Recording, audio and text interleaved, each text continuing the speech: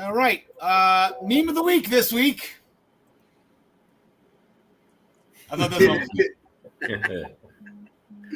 Yep. Yeah, buddy.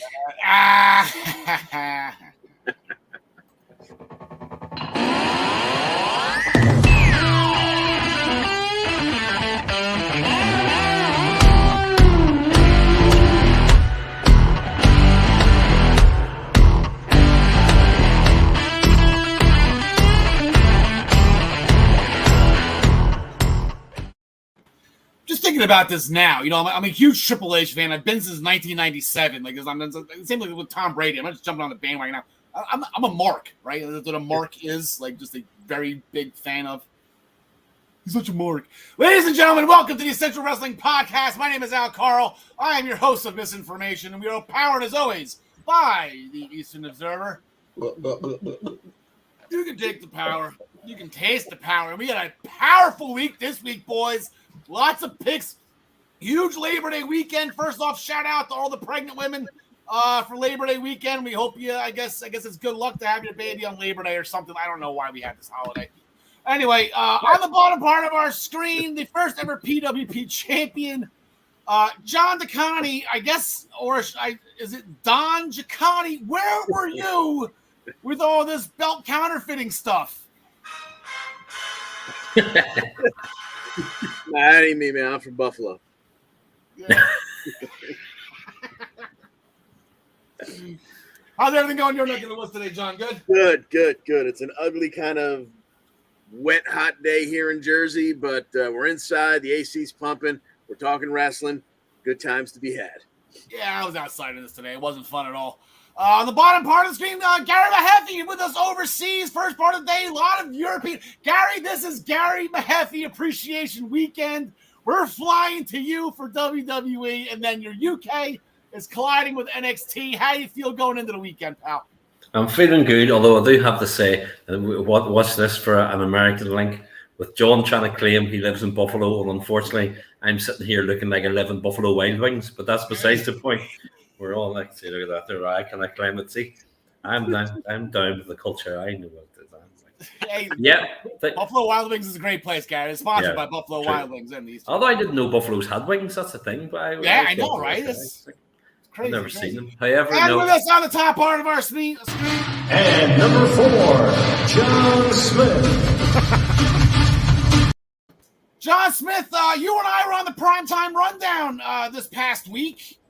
I do believe we talked about AFC, the Eastern Conference football. Actually, I said I put my standings in here somewhere. Here we go. I'll put them up again. I believe we were in agreement with how the AFC East was going to turn out this year. You guys got the Jaguars. You should be excited about that one draw. We're starting 2-0, Alfred.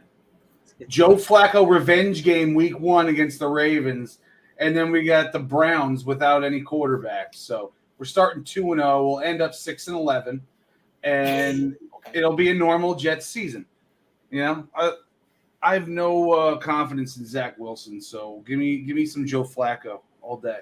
I hate Joe Flacco. And I get what you're saying about a revenge game. Like, Baker Mayfield has a serious revenge game week 1. Like, I will be probably watching that one. As much as a revenge game this is for Flacco because they dumped him for Lamar Jackson, I still don't think he can do it anymore. I don't know. I just think he's better right now than Zach Wilson. So oh yeah, no, he gives you the best chance to win. Definitely not like our future or anything. That's not what I'm saying. But nah. Let's talk wrestling. You got it. On this week, we have new WWE Women's Tag Team Champions. We have a Tag Team Championship match. We thought we were getting for Bound for Glory and Impact. I guess we're getting it this Thursday. Good Brothers contracts. I SpongeBob. Who knows what the hell they're doing? I have absolutely no idea. We make this week's picks. For this week's upcoming shows, sponsored as always by ProWrestlingPick'em.com. Play against your friends. Play against the universe. And guys, she will like it too. We're going to main event the show. I guess I forgot to fill this out. We're going to main event the show with All Elite Wrestling. The huge championship match. We're going to get into that, I guess, first before we make our picks for All Out. All Out is in Chicago. I do believe Brian Roy and Beavis are going to Chicago for the show. So normally we have a reporting on that one, but I guess not bleeping anymore.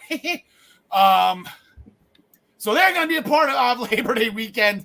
But we're going to curtain jerk the show. We have NXT. We have UK versus 2.0. That's going to be in the middle of the show. We're going to curtain jerk with WWE because this is Gary Appreciation Weekend. We're going to start it right off the bat. First, we're going to knock up SmackDown, then Raw, then we're going to make our picks for Worlds Collide. The SmackDown started, I do believe, Gary, you got it. Yeah, that's right. You drew the short straw on this one. Ricochet, Baron Corbin have a little bit of an issue going forward. I guess everyone laughing bum-ass Corbin for his loss at SummerSlam. Ricochet was laughing along, and that's why they're having this match. And I thought it was a decent match, despite Baron Corbin being in it. I've always said I think Baron Corbin's a little bit better than the world gives him credit for. But no, he is. I love Baron Corbin. Baron Corbin can stay as far as I care. But we're definitely in Ricochet push mode. It has to be said it was definitely Ricochet showing what he can do, corkscrew moonsault to the floor, and the like, and kind of Ricochet all over him. He did eventually get slammed on the commentary table, and Corbin took over, obviously. And I think part of this is a backdrop to Pat McAfee again, still having to go. Corbin went eventually for the end of days. Ricochet countered, hit his DDT, did a bit of a flip. Corbin did hit deep six eventually for a near fall, but Ricochet knocked Corbin off the top rope when they were up.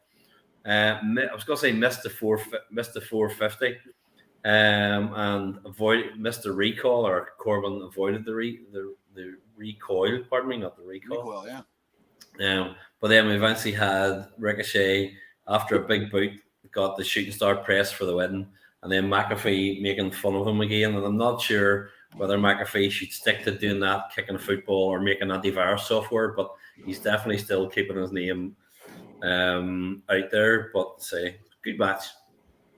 Yeah, I thought it was a good way. It was a good way to start the week, start the weekend, I guess. Well, it wasn't a big weekend for wrestling, but a good way to start SmackDown. Great way to start this show. There was also a backstage segment with Hit Row running into the Street Profits. Hit Row has the smoke. All right. And I guess backstage, I guess we're going a little further at that. I guess backstage, Maximum Male Models, their photo shoot was interrupted by Hit Row's music coming from a huge bus, like the traveling buses. Not the, I guess all buses travel. The big luxury, that's what it was. The big luxury buses, completely distracting the photo shoot. Maxine enlisted the help of Los Lotharios, who brought spray paint with them. Hit Row called out Maximum Male Models next week. Apparently, that was the Street Profits trailer or the luxury bus. So I guess maybe Maximum Male Models has to do something with the Street Profits later. But this upcoming Friday, John Smith is getting right in with Maximum Male Models. They're going to be making their in-ring debut together as this group going up against Hit Row. Yeah, and it's Hit Row's, I guess not debut match, but debut against non-inaction. So Yes. I guess because they got that inaction win, I'm going to pick Maximum Male Models to cheat to win here and sneak away with the victory. Gary, I know you applied for Maximum Male Models. Have you heard back from Max Dupree yet? Not yet. No, unfortunately, I say things were a bit cold here during the photo shoot day, and it didn't go in my favor. Definitely drew that short straw, but it was like I'm going Hit Row. I can't see that unfortunately that the Duprees will take it. Unless to bring Renee back, I suppose. But yeah. Apparently the road Hit Row sucks on the van, John. On the van. Why am I messing that up? It's a luxury bus. It's a huge tour bus. Yeah, tour bus. Thank you. There you go. Yeah, I'm gonna go with Hit Row just because I don't know if anyone's really going to take Maximum Male Model seriously at any point in time. So I don't necessarily think they even really need a win. It wouldn't shock me, but I'm going to go with Hit Row. I'm going to pretend like we're putting points on it. Give me Hit Row. Yeah, I'm going to go Hit Row as well. Marseille and Mansoir. They're going to Saudi Arabia in a couple months, right? I think at the beginning of November, I'm wondering how Mansoir is going to be received going home. I don't know. I guess I called him beating Brock Lesnar. They might just bring Shanky with them instead. Yeah. Oh, wait, no, he's Indian. Never mind. Yeah, him and Vera. Yeah, that's. Ronda Rousey, I guess she's going to have her final judgment, whatever that is. I guess maybe to lift her suspension. Who knows what that's going to be. John Smith, Karrion Kross, in-ring re-debut. No gladiator helmet. We're doing it the right way this time. He's not fighting Jeff Hardy. We're ready to roll. Get excited. There you go. That's wait. Who's he fighting? In action. Oh, in action? Oh. Well, he's going to squash him. Get excited. Minute and 15. I'll put the over-under on at minute and 15. Minute 15. You got it. The New Day set a trap for the Viking Raiders, luring them out just to attack them with kendo sticks. There's going to be a Viking rules match, John DeConnie, on Friday. And I guess if you translate that to professional wrestling, it's false count anywhere. Exactly. And I don't really, they put the New Day to bed. They've beaten them up, and I don't see any reason why the New Day should win here. Like if at some point in time, the Usos are going to have to defend those tag titles, aren't the Viking Raiders the next guys who should be getting a shot? So give me the Viking Raiders to take this one. This has been very one-sided, Gary, in the Viking Raiders' favor. That's why I'm kind of leaning towards the New Day. And I know the Usos and the New Day haven't fought in a couple years. I think it's time. I mean, I think it's time to circle back, especially with these new Usos, the Bloodline Usos, the New Day haven't crossed paths with. So I'm going to go New Day, Gary. I was thinking about this Viking Raid match ends with one of them being burnt to death on a funeral pyre or something like that. I'm not entirely sure what.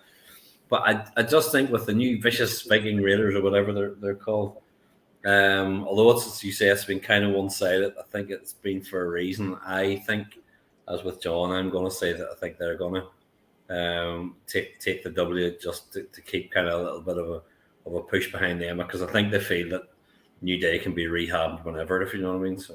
Yeah, all right. John Smith. Yeah, I'm going to go with the Viking Raiders, too. They've been untouchable lately, and I think they paid their dues doing all that cheesy stuff the past couple of years, so now it's their turn. I don't know. It was them? No, it was the Street Profits when they shot a 23 in miniature golf, and that still just blows my mind. That's at least 12 holes in one out of 18 holes. That's incredible. No one's talking about that. Where's Guinness Book of World Record on that? I'm sure somebody shot 18 for 18. I shouldn't say that. All right, so then we go to the Women's Tag Team Championship Tournament. We had 2 tournament matches on SmackDown. We had that last chance fatal 4-way because NXT stars kept getting injured. That was won by Sonya Deville and Natalya. After Dana Brooke suplexed Nikki Ash off the top turnbuckle to the outside, which was pretty crazy. Sonya rolled in Nikki Ash for the cover and the win, only to lose later in the night to Raquel Gonzalez and Aaliyah after Conchita Bomb to advance to the finals. And then we fast forward to the tournament championship, John DeConnie, which main evented last night on Raw. I thought it was great for a lot of reasons, and Hunter has no problem pushing women to the main event here. Yeah. It doesn't even stand out anymore. Yeah, the women were in the main event spot, but because they had a title match and it was absolutely worthy of it. It was important. Exactly. You had Raquel Rodriguez and Aaliyah against Dakota Kai and Io Sky, or our favorites, Kai and Sky. And you had Bayley at ringside. And, of course, she's going to get involved every chance she gets. Love that. Indeed. And at one point, Dakota is distracting the ref, and Bayley's able to reach in and save Io from a Chingona bomb. And that brings out Asuka, Alexa Bliss, and Bianca Belair, their castle opponents. And they chase Bayley off into the crowd. We get back to the business at hand. Aaliyah takes a bump early on in the match. She's, I think, run into the ring stairs. And again, gone. Don't see her. She's useless. She's not involved. Or is she? Because she makes a blind tag and then drops back down off the ring apron. So she's out of everybody's view. And Io and Dakota are beating up on Raquel. They don't realize she's not legal anymore. Aaliyah slides in. She uses a schoolgirl, and cha-ching, give us a roll-up victory for the women's tag titles Raquel and Aaliyah get it with Aaliyah rolling up Dakota Kai. Yeah, we forgot to mention that. Hold on, let me get the ticker back up here. I forgot something on the ticker too. We forgot to mention the Raw roll-ups going into this week. We have Raw still has a steady lead. We would have brought it up in SmackDown, but there was none there, so they're going to stay at 25. There's a spoiler for the end of the show. Raw just got a big one up there, main eventing the night last night with the Raw roll-up. So we'll see if anything else happens going forward. So we have the tag team championships are back. Raquel Rodriguez, I guess whatever you want to call her, because she was champions. She's the first one to become NXT tag champion and WWE tag team champion, and both belts short. I guess lineage is the word, correct? I believe so. Okay, the Bloodline was in the ring. Was more of the Usos and Sami Zayn promoting Friday's celebration of Roman Reigns' 730 days. Celebration. As champion. That will be on SmackDown Friday night. I'll mention that again later when we go over the classic casual picks. Sami Zayn he was excited, going to be the master of ceremonies. So I'm excited because that means Sami's going to comb his hair again, and it's going to be pushed off to the one side, really nice and dapper, and only the way Sami, because Sami's going to take this seriously. With his leisure suit. Kevin Owens appeared, saying Roman still owes him one, but Sami, as directed, delivered the message to Kevin Owens that Roman doesn't owe anybody anything. That was a specific quote from Roman. Tell your buddy Kevin Owens, I don't owe anybody anything ever. Sami delivered the message, so Sami's doing his job right now. Good job. Kevin Owens kept coming. Sami tried to keep the feast while defending the Bloodline, but Kevin Owens, he wanted Jey Uso for what happened way back when during Kevin Owens' feud with Roman Reigns. I believe Kevin Owens said that was 18 months ago, John Smith. So, but it's a different Kevin Owens, right? It is a different Kevin Owens, but unfortunately, he's not going to get his piece of Roman Reigns anytime soon. So he had to settle for Jey. Really good match here. Owens hit a senton like almost halfway across the ring.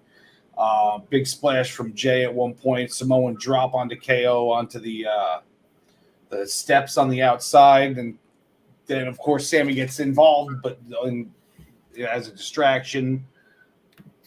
Jey comes flying with the tope suicida. Oh no, it went through the middle ropes. That's not a tope suicida, is it? Yeah. I think John Cena went through the middle ropes. The Super Cena. Then they huddle up on the outside and they decide that Sami's going to go grab a chair and hit Kevin Owens with it. Jimmy distracts the ref, and then Jey props him up, and Sami just chickens out. He takes too long. Then the ref comes over. Then he's got to drop the chair. They're all upset at Sami, and then Jey turns around into a stunner for the 1, 2, 3. And now Sami's still on Jay's bad side, even worse now. Yeah, Sami, he was doing all the right. I was actually getting excited for him, especially on SmackDown. He's able to hold up the finger with the. Yeah, he snuck in there though at the end. He snuck in. Yeah, and did you see the meme? I guess there's a picture of Roman and the Usos back when they were probably like in high school, and then someone photoshopped Sami Zayn's picture in there from when he was in high school. They're having a lot of fun with it. Sami was doing so. I'm rooting for him. I don't want him to screw this up. I said last night in the conversation thread, how has Sami comes out in the original Bloodline T-shirt? How has he not created a graphic and ironed himself on in the corner of that T-shirt yet? Like, even if I loved watching on SmackDown on Friday night, I was watching it again tonight, and I don't think it was intentionally shot this way. And if it was, somebody's a genius. Right at the end, when you had Roman Reigns sitting over Drew in the chair, and they draped the belts, and you had the Usos stand the other side, and they're all standing, and just in the background, you can just see Sami Zayn poking over in the corner, and the head just sticking in. It's brilliant. It's like about this much of his head. It was absolutely. It was all. I laughed. Oh. Yeah, it's rooting for Sami. Well, there was something else about to say about Sami. I forget what it was. Or do you think this? Okay, Sami's a smart guy. Is this all a play? Like, is Sami Zayn going to be the one to defeat Roman Reigns? Like, is this how Sami's going to get his shot? Like, is this a whole thing just a coup? Something to think about. Sami's a smart guy. The Miz was questioned about his. What was that? Sorry, I was just saying that's why I thought he should have won the Money in the Bank. That would have been the best. Yes. Oh yeah, the best story throughout the summer was him not cashing it in and then like thinking about it behind his back. Yep. The Miz was questioned about his abduction by Dexter Lumis last week. Didn't want to talk about it. which is somewhat odd because the last time Dexter Lumis did this, Austin Theory actually had a pretty good time with him, if I remember correctly. So I don't know what the Theory's fine, right? Anyway, so shout out to Postman Pierce. He's in the Miz's corner. He wants to help the Miz. Dexter Lumis is not an employee, so they're trying to help him. And then I guess by doing that, he actually put him in a non-title match against Bobby Lashley, which Lashley won after Dexter Lumis appeared in the crowd by the concourse. Everybody saw him. The Miz saw him. I guess Ciampa missed it. So the Miz was distracted, ended up getting caught in the Hurt Lock for the win. Then later on in the night, the Miz, they were going out the doors. They were leaving. The Miz bouncing. Ciampa, who apparently snuck in a visit to the strip club during the time, having glitter all over himself. I don't know what the hell that was. Made sure he was okay. Miz said yes, but only drove away with Dexter Lumis in the backseat of his car. So interesting to see where this goes. This is. Where did Ciampa get that glitter from? That's what I'm missing. I'm missing that whole thing. I know Miz kind of took a joke at it, like, "Oh, glitter, huh?" Like, what? Did he really go to a strip club? Completely over my head. And then last night, since they were in Pittsburgh, Pennsylvania, Kurt Angle showed up, WWE Hall of Famer. He was shooshed immediately by Alpha Academy. Gable's still looking to add some new talent in the Academy, but Pittsburgh doesn't look like a good place for prospects. He asked Kurt to be an honorary member. He turned it down, and a shooshing contest ensued, which was John Smith. Did you enjoy the shooshing contest? I figured you were getting... Yes, I wish it went a little longer. They cut right to the climax a little too quick. That's what she said. Hey. Hey. Street Profits appeared on Kurt's behalf. Gary had a good one in pre-production. That's why that joke's fresh in my head. The Street Profits appeared on Kurt's behalf. They're still fired out by their bus getting tagged.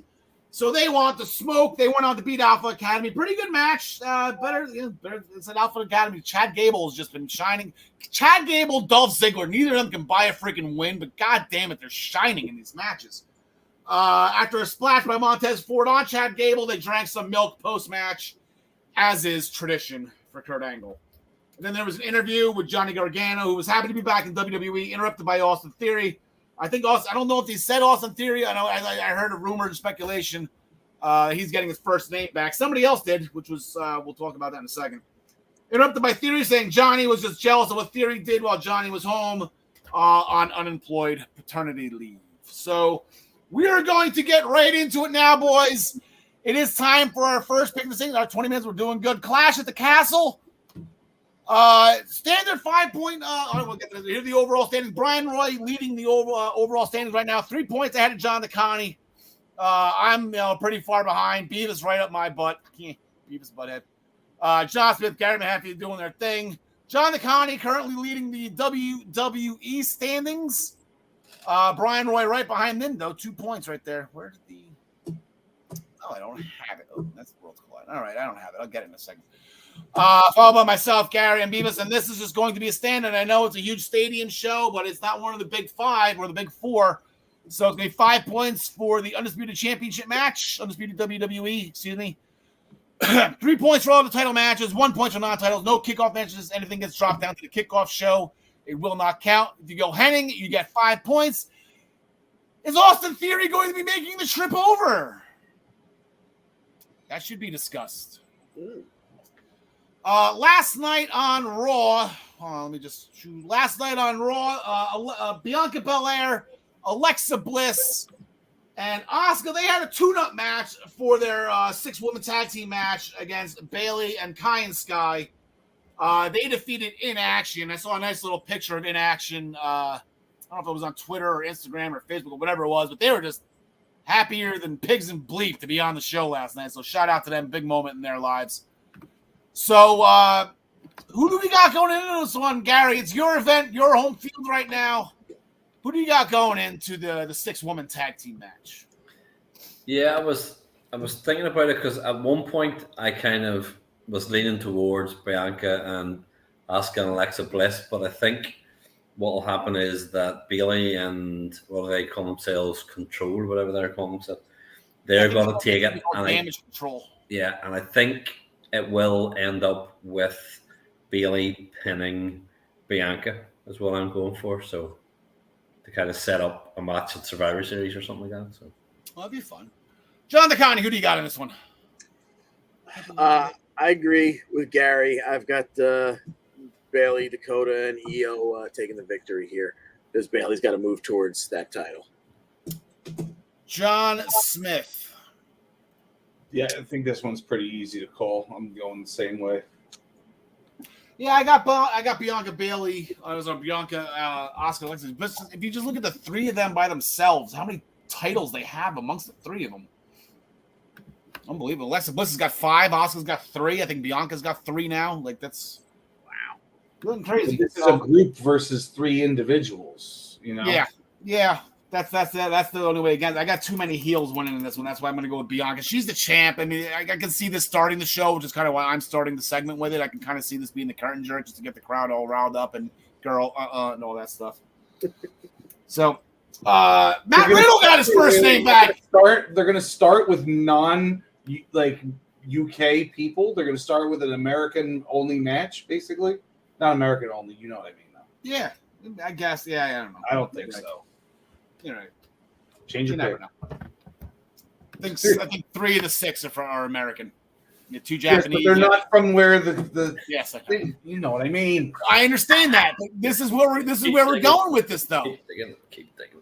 Yeah, but I know what you mean. But if you want to start the show off, yeah, that's fine. None of these women are from Wales, but I'm pretty sure, Gary, somebody from Wales could be making a run-in during this. Eddie Dennis, possibly. No. Tegan Knox. You get Tegan Knox back, please, this weekend. Hope so. That'd be awesome. Matt Riddle got his first name back. Congratulations to him. Who knew? Yay. Riddle and Rollins had a split-screen interview after yet another altercation in the parking lot before the show went on air. Jamie Noble has been earning his paycheck trying to break these two up lately. Good for him. Hope he doesn't get thrown into any cars by Brock Lesnar. I think he's going to be good.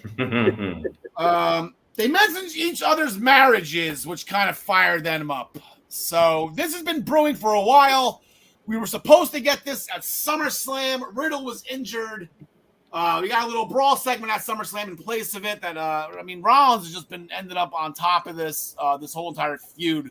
So that's why I'm going to do my pick first. I'm leaning towards Riddle on this one just because it's been so upper-handed by Rollins. But if that's the case, John DeConnie, Rollins' record in 2022, it can't be good at all. So I'm wondering when Seth Rollins is going to start winning matches again. Yeah, exactly. And if there was a title for him to actually go after on his show, then I think I'd be a little bit worried about that. But as we continue to, not have any champion on that show to speak of, for the time being at least, I think, Riddle, especially when they made it real at the end of that segment with Rollins going after Riddle's, I guess, ugly divorce. And I think Riddle's going to take it here. It's crazy to think Rollins is going to lose again, but I still kind of feel like he doesn't necessarily need to win you just yet. John Smith. The way I see it, he got a win against Brock Lesnar at WrestleMania, so he can never win again, and he should be happy, okay? So he's losing this one to Riddle. All right, Gary. Yeah, he didn't get his first name back for no reason. I think that Riddle will take this one as well. I actually had Rollins down as my pick, and I guess I got to change it because I said, no, I'm going to stick with Rollins. He's gonna. The comeback's coming now. It's starting now. It's going to lead towards. How about this? It's going to lead towards Rollins versus Orton again. We haven't seen that in about 7 years. Due for that one, right? Since WrestleMania 31, they fought, and then a little after that. So I'm going to go Seth Rollins on that one. I'm going to change my pick. I had Rollins original, so it's not really. Are you calling the return of Randy at the castle? Yeah, Randy back there. The Judgment Day, they defeated AJ Styles and Dolph Ziggler last night on Raw after a South of Heaven by Damian Priest. That's putting down people now? I guess that puts down Dolph Ziggler. That's a shame.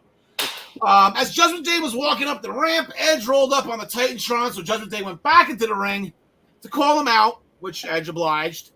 Didn't come alone. The Mysterios are back with kendo sticks. A stare down at the end with Dom and Rhea. Dom holding the kendo stick like a scared little leaguer during his first at-bat allowed Rhea to take the stick from him. Maybe he was just scared that it was the first time a woman wanted to touch his stick. Ah! Just Point being, it was awkward. It came out as the match was this. It's going to be former tag team champions, actually, from way back in like 2003. Edge and Rey Mysterio. And as we saw in that Kurt Angle segment, he beat Kurt Angle, and I believe it was Chris Benoit for those titles way back in 2003 when the SmackDown WWE tag titles were introduced. Yep. They're going to be going against Balor and Damian Priest, and they had a backstage segment with Dom. I guess Ray trying to talk to Dominic John Smith. Edge is still, Dom's like, how come we're not fighting? We're the family. How come we're not doing it? Oh, Edge's family. Is this happening now in front of how many people are going to be there? Is Dom going to turn? Big point time to do it. No, I have a feeling it's never going to happen at this point. I feel like it would have happened by now if it was going to happen. I don't think Ray wants to do it. So as far as the match goes, I got to go with Edge did beat Priest, but my first thought was, oh, damn. You know what? I'm going to go with Judgment Day. I'm thinking here on the fly. Yeah, no, you got it. Gary, there was some dissension before this between Edge and Dom. Kind of laid the wayside a little bit the past couple of weeks. Dom, the Mysterios were off TV, but even last night they looked like they were fighting in unison. But now Dom's getting picked over again. Like I'm nudging this. I'm taking Edge and Ray, but I'm nudging. I don't think they're gonna do the swerve now, but it's coming, I guess is what I'm saying. But do you think this is happening now? I think it's gonna happen now. I think it's one of these times, and I agree almost that when John was saying there it'll never happen. It's one of these things. I think that if it doesn't happen now, it won't ever happen, if you know what I mean. And I think for Dom, he may as well do it because he's sort of floundering at the minute. So I think it'll be the kickstart that he needs. So I am going for Balor and Damian Priest to win it. Okay, Jonathan Connor, there's a lot to do with Dominic Mysterio as a heel. You could change his last name to Guerrero, which would be absolutely incredible. But you got to give this kid a haircut. I can't wait. Maybe for 5 years from now, and maybe if Dominic goes on this historic run and he sticks around and whatever, Dom sticks around. And they go, remember 5 years ago the mullet Dom had? They're gonna flashback, and it's gonna be awkward as hell. This haircut makes me feel awkward. As awkward as he was, with that, swinging that like a little leaguer that Kendall.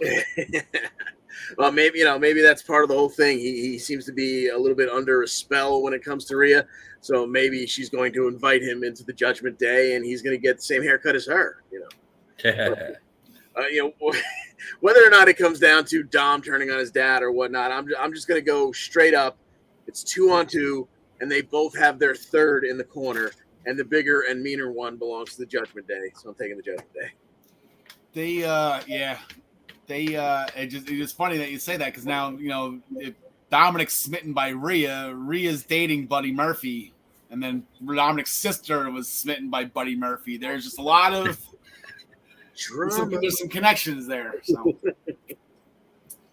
last Friday on SmackDown, the Brawling Brutes were an in-ring promo. Sheamus said he's gonna beat the sauerkraut out of Gunther. Huh. So cue up Gunther. Respect shown for one another. The Intercontinental Championship is the one thing that Sheamus has never held, not named the Universal Championship. But if you go on Sheamus's resume, he's done it all. He's won all the titles except for the Intercontinental title and the Universal title. He's a world champion, WWE, United States, all the different types of tag team championships. He's won the Royal Rumble, won King of the Ring. He survived the Survivor Series match. He's not main event, but he's won titles at WrestleMania. He's done it all. Gunther's going to be the one. In the Ninja Turtles. Yeah, and he was Bebop in the Ninja Turtles, correct. Gunther is going to break the man that no one else has seemed to have been able to break. So, Gary, this Friday, then a brawl broke out. Actually, that was actually pretty cool as Gunther and Sheamus just kind of stared at each other as Ludwig Kaiser was trying to fight Bull and Rich Holland. But it's going to be Butchie going up against Ludwig Ludwig Kaiser on SmackDown, and then we got the big Intercontinental Championship match on Saturday afternoon. Brought it up last week. Sheamus, who has absolutely no color to his body whatsoever, will be red by the end of it, probably.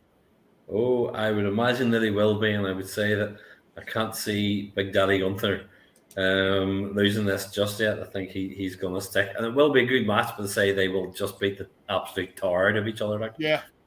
But say Gunther will be going over, I think. I can see this, John Smith. I mean, if Sheamus had those wars with McIntyre all those times and they went, Vince gave them 20 minutes to do it. Like, they can get a solid 25 here and just let the two of them just do what they can do. Like, that's... Yeah.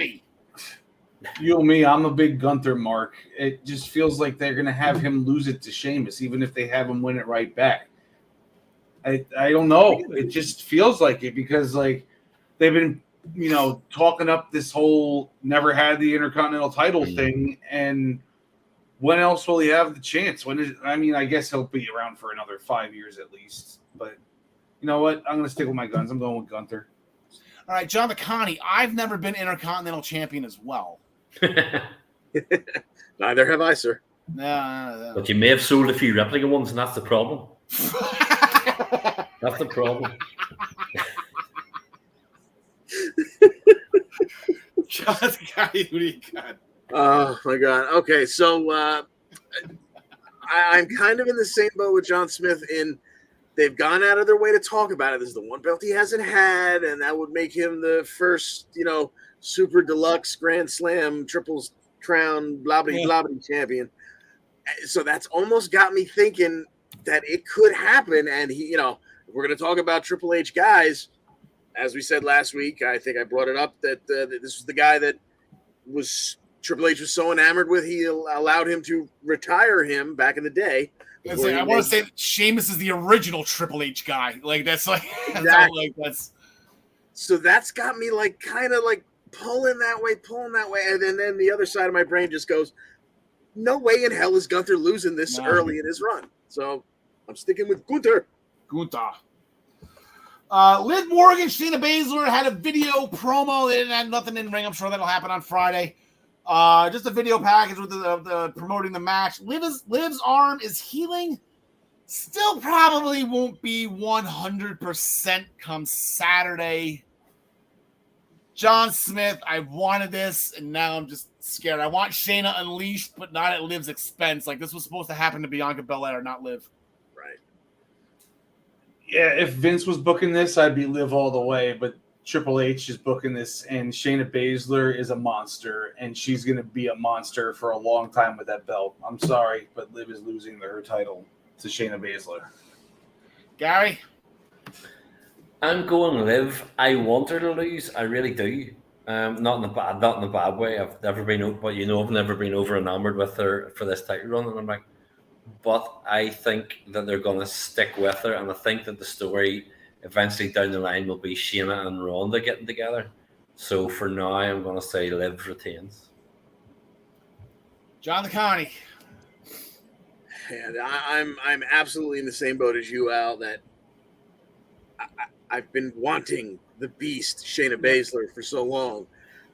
But I don't want to see this happen to Liv. But what it comes around to for me is that Shayna's obviously a beast and a heel. Liv, even though they kind of like toyed with her getting booed by the crowd, she's still the baby face. And at some point in time, we're going to get Charlotte back. So I say Liv's going to hold on to it until Charlotte comes back around, which I assume will be fairly soon. Yeah. I got to roll up. Liv's got to roll. She's got to roll her up to win this. Hook the bottom rope if you have to. Grab a pair of trunks if you have to. But Shayna Baszler, who has been she hasn't really been on TV this year to get rolled up. But I remember last year, and that's how this whole roll up this contest started. That we started tracking it. It's because Shayna Baszler was rolled up every single week. Yeah, especially during her tag title reign and her non-title matches. Yeah, Shayna Baszler I wish I would have kept track back then just to see what she had. But I got Liv with a roll up. That's the only way she can win this. I'm riding this out with Liv. I'm gonna ride Liv. Whoa. Yeah, I'm gonna go. I'm gonna ride this out with her till the end. So whatever. If I lose points, great. But no, she's just got to roll up everybody until it's over. That's it.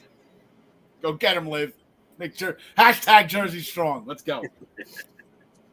And then we got our main events. Last week on SmackDown, there was another meeting with our tribal chief with the honorary Uso, Sami Zayn.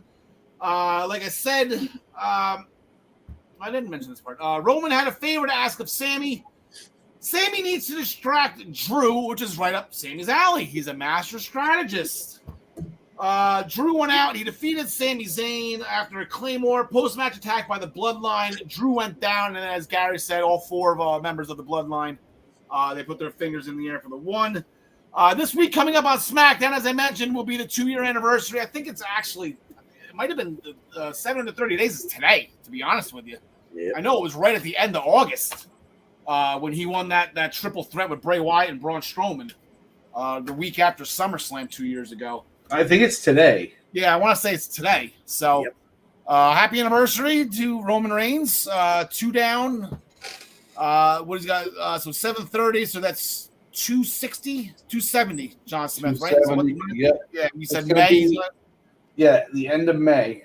End of May is going to pass 2,000. Yep. Home field advantage, Garrett. This is your boy. This is your guy. This is your event. Does Drew McIntyre get it done? Yes. I think now it may not necessarily be for very long. I know, and it's not just because it's Drew and he's across here, but I think the fact that they're putting so much stock into this, it's 2 years. You've had it 2 years. This is 2 years, and combined with all the videos and the push that they've done for Drew to kind of build up to it, I do think is designed for him to get his big win. Now, in saying that, I know way back in the day at one of the UK pay-per-views that the whole thing was that, like, remember the British Bulldog, he's going to win it for his sister who's got cancer and going to beat Shawn Michaels, and then Shawn kind of weaseled his way out of it, or politic his way out of it. But I don't think in this case that'll happen. I do think that they're going to finish off with Clash of the Castle, with Drew winning the title, the fireworks going off, the whole shebang, and so Drew's going to take it. I hope it happens just for you. I hope it happens. John the Connie, no way in hell I got Roman Reigns. Go. I'm still holding out hope that something interesting is going to happen on SmackDown that gets us to my dream scenario with the WrestleMania 2000 Euro Continental title, 2 falls kind of thing. You can finally get yourself out of this corner you painted yourself in with both titles on one guy. That was my next question. So, yeah, we'll get that. But assuming that it goes forward, straight ahead, one-on-one, Drew and Roman, I just can't see all this build and all this happening, and Drew not coming at it, not sending the fans home happy. I'm going with Drew. John Smith. These guys fought at WrestleMania 35 a long time ago, and I can't remember that they really fought since. They've kind of avoided each other, even though they've been on SmackDown together for, I think, the past year and a half. But, yeah. Yeah, well, I mean, these 2 lower tier gentlemen may be right, but they're not. He's not winning the title. Maybe he's going to pull Lex Luger, SummerSlam 93, and come out with a count-out victory or something, and he'll be raised up on everybody's shoulders with balloons coming from the ceiling. Which happened on this date in wrestling history, in fact. Yeah. I got reminded somehow of that today. I don't know why. The same thing too. We must all be in the same group. Yeah, I have no idea. Yeah, no, I think it's just as likely that Roman loses by countout than he wins. So, but like, I'm still gonna go with Roman. Yeah, the rumors going around. Where's SpongeBob? The rumors going around. Rumors. Where is he? There he is. That Hunter eventually does want to, break up the titles. I guess USA Network's getting pissed off that they only have 1 title on their show week in and week out, or 2. I'm sorry, with Bianca and Bobby. And the Usos show up from time to time, but Roman's never there. So, how do you see that play out? How do you do it if you're booking this crap? And I guess the question is Austin Theory involved? Are you going to wager on the money in the bank here to possibly break up these belts or to possibly let's see, insert himself into the match and then lose, and that would cost McIntyre the match. You guys have McIntyre walking out supreme. But Gary, what are we doing here to break up the belts, if anything at all? Karrion Kross involved? Austin Theory could be involved. There's a lot of ways you can go here. Kevin Owens involved. Yeah, Kevin Owens. I mean, yeah, Sami Zayn. I mean, it's like there's a lot of ways you can go. I don't know how they get out of the two belts, as you say. I know USA do want a belt on their show. I was going to say whether Drew gets it and ends up there, but then he's SmackDown, so he's not going to be there either. So I don't know. I did contemplate the cash in at the Clash at the Castle, and I still think it would be a way to do it. Of Drew wins and then Theory comes out and cashes in and Drew beats him as well, but it doesn't help Theory very much if you do that. But yeah, but I don't know how they get out of this. As you say, maybe the cash in could be and like goes for one belt, but how that happens again, I don't know. But John the County, how do you get out of this? The scenario that I was kind of hinting at. You've had Karrion Kross getting his nose in both Drew and Roman's business. You've had Roman sending messages back and forth to Kevin, and they're clearly not happy with each other. You have both of them show up on SmackDown. Both Karrion Kross and Kevin Owens show up on SmackDown. We wind up with a fatal four-way, but a la, what was it, Benoit, Jericho, and Angle, WrestleMania 2000, it's 2 falls for 2 belts. Number 4 on my all-time list, if you remember correctly. There you go. You have Roman take the first fall and hold on to his Universal title and say, peace out, I'm done with this crap.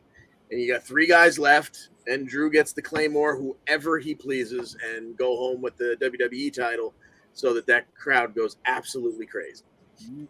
John Smith. You know, Karrion Kross is probably involved with you, right? I don't think they break them up. But if they do, like, how do they do it? I don't know. I guess you got to have Theory cash in on just one belt. I think you're right, John. I don't think you do it. Rumors and speculation, everything going on again. Apparently, there's 2 things. One, there's a draft coming up. Yeah. So Drew wins 1 title on Saturday, he just get drafted to Raw, and then that's just the end of that. You know, because obviously Fox is not going to let Roman go. But they're having a draft allegedly next week or 2 weeks or whatever it is, getting, drafty. There's also heard rumors that Hunter wants new belts. So you know what? You just take the WWE title, take both belts that Roman has, you just pancake him to one. That's yours on SmackDown. You have a tournament for Raw. Roman I could see along the same line as what John DeConte was saying, where similar, like if all of a sudden everybody, like the top guys from Raw, kept invading SmackDown to kind of attack Roman Reigns, and then some of them came across and was stuff going on, and then Adam Pearce is going, we can't have this, what are we going to do? And they're like, well, we want a title shot, and I want a title shot. And I say, go right, the pot of that, and then you have your 2 falls, and you go, right, that's how you get to that point. So they'll do something. I do think they'll do something because they do need a belt. But that sounds like brand supremacy, Gary. That sounds right up the alley for what the Survivor Series could be. But can you wait 2 more months, 3 more months to do this? So I guess we'll find out this weekend. We got Tegan knockbacks. Tegan, we missed you. Come back, girl. Come back. All right, we're going to switch gears to NXT versus NXT UK. Last week on NXT 2.0, again, Hunter just not shy. I guess Sean's not shy either, just throwing the women right in the main event. And this feud, John Smith, has been going for a very long time now. These two deserve the spotlight in a high-stakes match, a high brutality match, the lights out. And I think they did okay. Before the match, I would have told you that I don't think they deserved the spotlight. But after the match, they definitely went all out and had a hell of a match. So I'm glad that it was where it was. They pulled out all the stops. At the beginning, Wendy Chu pulls out a trash can, dumps it on Tiffany, and then starts whacking it with a tennis racket. Throws that in the ring for later use. She goes and grabs the bed that was part of her ring entrance and brings it down to the side of the ring apron, again for later use. Tiffany brings out a pink chair and goes to do a moonsault on it and misses, and then gets suplexed onto it. There was a curling iron used for attack purposes, and it was even across, I believe, Tiffany's face in a submission hold.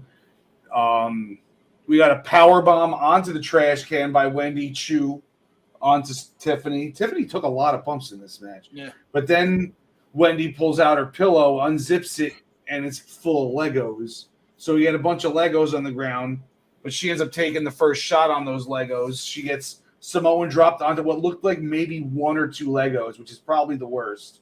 I'd rather land on 100 than 1 or 2 Legos. And then I guess that was supposed to be on the big piles because Tiffany just picked her right back up and body slammed her onto the big pile. Then Wendy sat up and got double stomped back onto the Legos. They made their way to the outside, and Tiffany grabbed something and took a thing of makeup out of it, poured the makeup powder in her hands, went to throw it at Wendy, but Wendy kicked it in her own face. And then she got slammed through that bed that was on the outside, thrown back in, and then what I could really only describe as a top rope Vader bomb by Wendy Chu onto Tiffany for the 1-2-3. The nap time splash. By the way, kudos to whoever called it. She went. Wendy Chu went Kurt Angle. She took off the onesie, had a sleeping attire on it. Was that you, Gar? There you go. I'm taking that one. There you go. Yeah. Shout out, Gar. Yeah, she's thick with 2 C's. Yeah. Cora Jade, proud of being Roxanne Perez the way she did. So am I. Cameron Grimes, shout to Connie. I believe we have found my new favorite wrestler.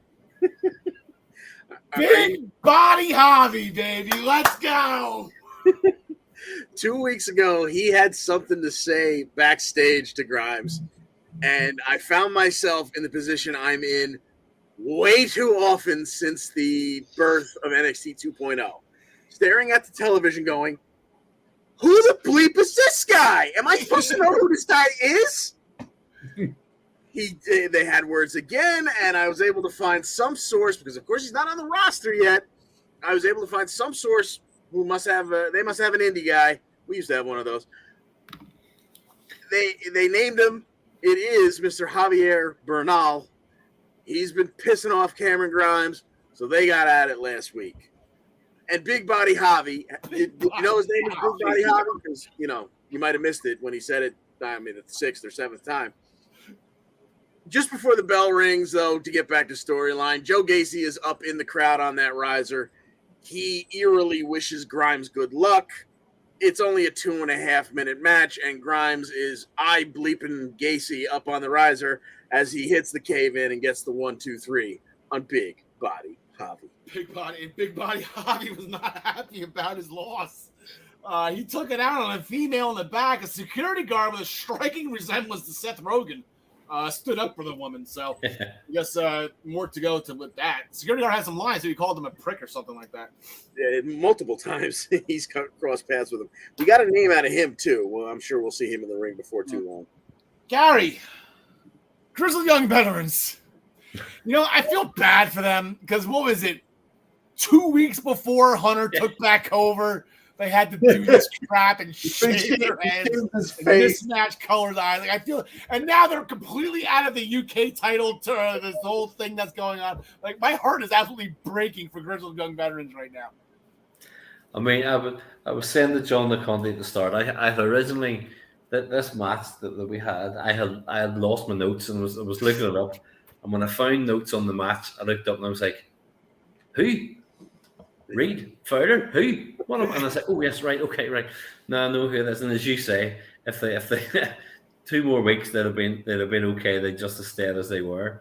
But the storyline, obviously, when they had this match, the former and soon to be possibly future Legado against the Dyad. The story of the match obviously was that Tony D'Angelo was accusing them of flipping and flying about like they were in an AEW video game, and he was like, so he wanted none of it. So there was lots of cross bodies and dives and lucha arm drags and so on from those guys, and Dyad responding with enziguris and the like.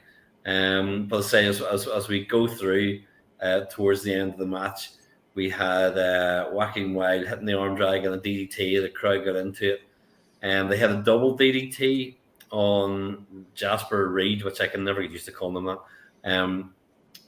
But went for the cover, Fowler broke it up, and then eventually Dyad managed to hit Ticket to Mayhem for the win. And, That's it. And so, yeah, I got, sometimes I get it. And then the Legato were despondent for a little while, but then, obviously, not for too long. Yeah, so I believe Tony D was not happy with Joaquin Wilde and Cruz del Toro's Mexican flippy crap. Yep. John Smith, did a tear roll down your cheek watching NXT last week after Santos drove up the car? Like, come on, boys, we're getting out of here. Yeah, I mean, it was a tear of half sadness because they're not going to be on NXT anymore, but half joy because they got to be getting drafted. They got to be. Yeah. They got SmackDown written all over them. Yeah. Them versus Hit Row, like right off the bat, that's probably what it'll be. You know? Oh, and they hate each other. They've already hate each other. that's just right there. Yeah. Post match. Indy Hartwell. Oh, guys, Indy Hartwell was down in the dumps. I guess she had a match that she lost. Yeah, she lost to Blair Davenport. Okay, that's why my notes are messed up. Indy Hartwell had a match. She lost to Blair Davenport. We'll get to Blair in a second. She was down in the dumps, but then Dexter came to get her. John Smith, a second tier in a matter of like 15 minutes on NXT for you. The big reunion of Index. Crowd going absolutely bonkers. I guess dreams do come true sometimes, right? Hey, if that didn't make you feel good, in all seriousness, like if that didn't make you feel good, nothing that you watch on TV could ever make you feel good.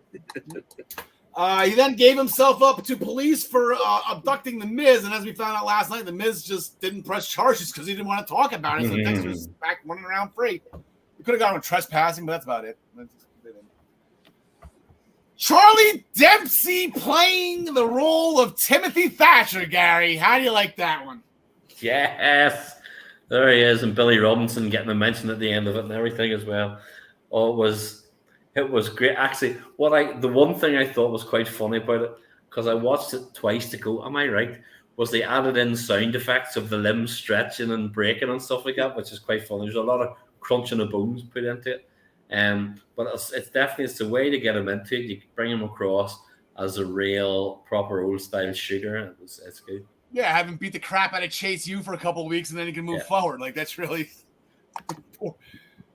Matt Riddle, I think, went to Chase U with all that cursing you did last night. Alba Fire did a video promo. Everyone will find out what Lash already did. When there's smoke, there's fire. You got it? You see what you did there? Big match tonight. Apollo Crews was on the Grayson Waller effect, having to explain why he's back in NXT, what's going on with those visions, and what happened to his accent. Eventually, he punched Waller for being a D-hole. They're going to get at it tonight. Big match. Gary, who do you got in this one? I'm sorry, I was in the middle of getting something else. Which match? I apologize. Grayson Waller and Apollo Crews. Apollo Crews, because I don't like Grayson Waller. So I don't. It's one of those people that I don't care who's facing them. He could be facing in action, and in action would beat him as far as I'm concerned. So going Apollo. All right. John DeConnie, the divisions. I guess he brought up divisions that Crews, because we saw Diamond Mine laid out, and then the next week they were by Gallus. So it's going to be interesting to see. Again, these little, I guess we call them Easter eggs in the MCU. I know you said with the dumpster fires on Raw. I'm not talking about the show for once. Yeah. The dumpster fires and everything that are in the background that they're paying no attention to. I guess a little, yeah. Yeah, we'll see what happens if he has another vision this week before the match. But I mean, I think if you're going to actually be doing something with Crews here, and I'm assuming he's down there to, maybe win this feud and then move up to Braun so he can put Braun over. So I think Crews should probably win tonight. All right. John Smith. That's tonight? That's tonight. If it's tonight, then give me Waller. Yeah. I'll go Grayson Waller. Actually, I like Grayson Waller. He's obnoxious. I hate the stupid thing what he does with his legs when he does the stretching because I can't physically probably do that. I hate the setup for his finisher. Yeah. That's like the ultimate of like terrible setup finishers that I don't like. But you don't like running into the ring and doing a stunner? Like, how can you really calculate that where the guy's going to be while you're running back out and then running back in? You know, it doesn't make sense. All right, so that's going to take us right to Worlds Collide. I actually have the logo for this one. There we go. Bang. There we go. Yeah, buddy. Here are the NXT standings going in. I'm chasing Brian Roy. Beavis actually is tied with me, but I got 2 more wins, so I'll take the tiebreaker on that one. John Connie, John Smith, Gary Mehaffy, way down on the bottom. NXT doesn't have too many premium live events, so these points get jumped up. 15 points for NXT UK title matches, 9 for all their title matches. And these are championship unification matches, so they're all probably going to be doubled with the perfect pay-per-view bonus going up to 30. If there's any kickoff matches announced tonight, they will count, or if anything gets dropped down to the kickoff show, they will count. So I'm gonna throw a couple hypotheticals to you. They only have 2 matches booked. We'll get to those in a second. I'm gonna throw 2 hypotheticals at you real quick. One is the tag team championship unification match. Last week, I guess Gary, me and you, we were all wrong. We all had Gallus completely burying Briggs and Jensen to regain the UK tag titles. They won the match, I guess, officially by count out for whatever reason. It should have been a disqualification in Briggs and Jensen's favor, as Pretty Deadly was out brawling with Briggs and Jensen all the way to the back. Post-match attack on Gallus by Diamond Mine, a little payback from the week prior. And then in the background later in the show, Gallus and Pretty Deadly, who hate each other from the UK days, they got into it. They renewed their acquaintances. So they still hate each other. That's good. Tonight we have 2 matches. We have a 6-man tag team match. We have Diamond Mine being represented by the Creed brothers and Damon Kemp going up against Gallus. They were approached by Briggs and Jensen, who asked to save them a piece of Gallus for them. Roddy got involved. Eventually, the Creeds won.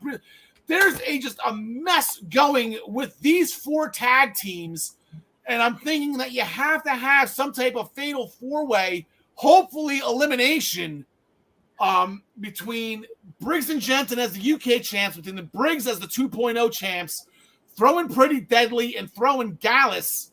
And I think, and then there's a mixed tag team, 6-person tag. There's Briggs and Jensen going teaming with Fallon Henley. They're going against Pretty Deadly and Last Legend tonight. So we got a whole mess here. I say throw them in the ring. Elimination, Gar. Who do you got? Obviously, I was thinking through going, do I count Briggs and Jensen as true NXT UK just because they're our champions? And I'm thinking, well, I could, but I'm going to go for Gallus. If we have a 4-way, Gallus are going to do that. And I will say, I think on NXT tonight, the likelihood is that Diamond Mine win over Gallus and that the other ones will come out and get involved, or there'll be a DQ or something like that to lead to the 4-way. But as you say, I think the 4-way is likely. And if they do, Gallus boys on top to unite all the belts. John DeConnie. I had something that I forgot. I think. Oh, yeah, no, I'm sorry. I said that, Gary, just to go back to your point. Do you consider Briggs and Jensen UK? No, I do believe Jensen's jorts are way too short for UK standards. So I think you're good. Yeah, true.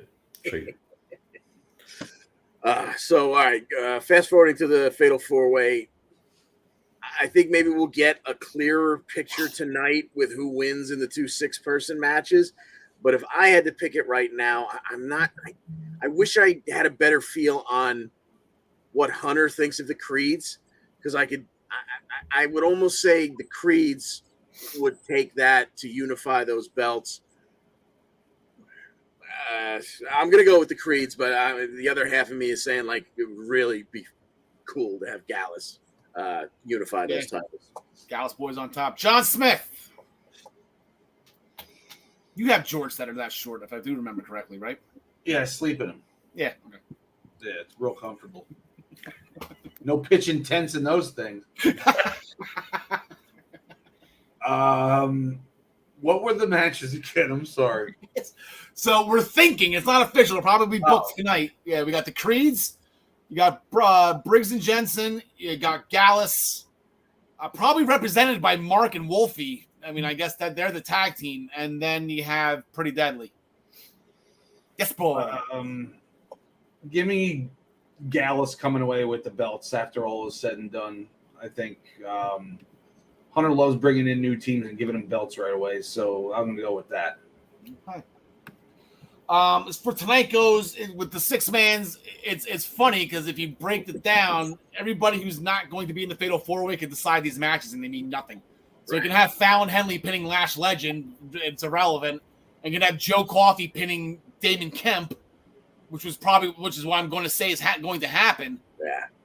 So you do that, and then I got the Fatal 4-Way. Unfortunately, this would just be amazing for Pretty Deadly to win, but they've already won a match like this for the vacated titles. They already upset the Creed, so I don't think they're going to do that again. But usually Pretty Deadly wins matches kind of like this. But I'm going to go with the Creeds as well. I think Gallus wins tonight with the Joe Coffey beating Damon Kemp. But then when it comes down to hopefully the elimination, it'll be 2-on-2 with Gallus and the Creeds, and I got the Creeds one in that one. So give me the Creeds on that. And then also, speaking of tag team champions, Wesley was in the back acting kind of weird. I think he was back in the treehouse talking with Casey and Katana and Caden. They mentioned that they'll take on all challengers from all around the world. So I'm thinking maybe we have a women's tag team championship match this weekend. They announced it before. They have Ivy Nile and Tatum Paxton tonight. I do believe it's non-title. There wasn't anything on the graphic on Twitter that said the titles were on the line. But Gary, it's never really official. Would this be a great time for Eliza Alexander and, more importantly, Zaya Brookside to come over and have a tag team championship match? It would be. It won't, but it would be great. It would be great. Although, as you say, the way they said it would make you think somebody's coming, so I'm not kind of sure who. Whether it's Isla Dawn someday or Aoife Valkyrie, maybe, if I can live in my dream world, but I don't know what. But yeah, it's like who's left? We have the graphics. Who is left? It's just Effie Valkyrie, Ginny, and Isla Dawn, right? Everyone else is Stevie Turner. Stevie Turner, maybe. Yeah. So, all right, we'll cross that bridge when we get there tonight. I got them winning tonight, though. They should win. Hopefully, it's a non-title match, which always scares me, but let's give them the win. Then, like I said, we had the match last week. Blair Davenport, she defeated Indy Hartwell. And as I went into the Indy Hartwell when she made it, she got her husband back. After what was supposed to be, I think, a Michinoku driver by Blair Davenport. Not sure what happened on that because, post-match knee to Indy Hartwell's face because Blair's a bitch. Called out Mandy Rose since she is the number one contender. So here comes Mandy Rose.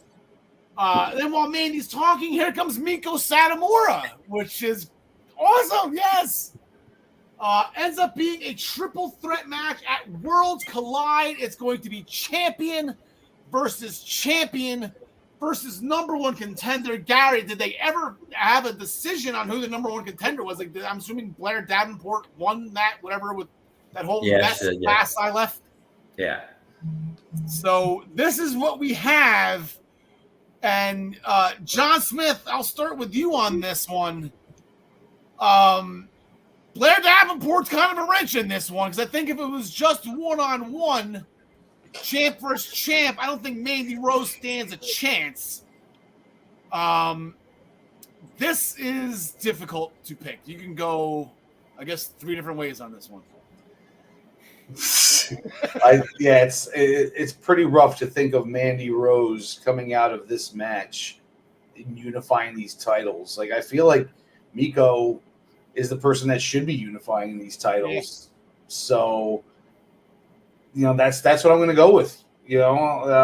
Mandy's had the belt for 300 days now, and she doesn't need to get a year in. Like, she doesn't need to hit any milestones. She's not going to pass the next person, I'm sure. So, yeah, I'm going to go with Miko. All right, Gary. Well, when we talked about like obviously the hypothetical 4-way, and I went NXT UK with Gallus. I will say, looking at that graphic, there are 2 women who had belts and 1 who didn't.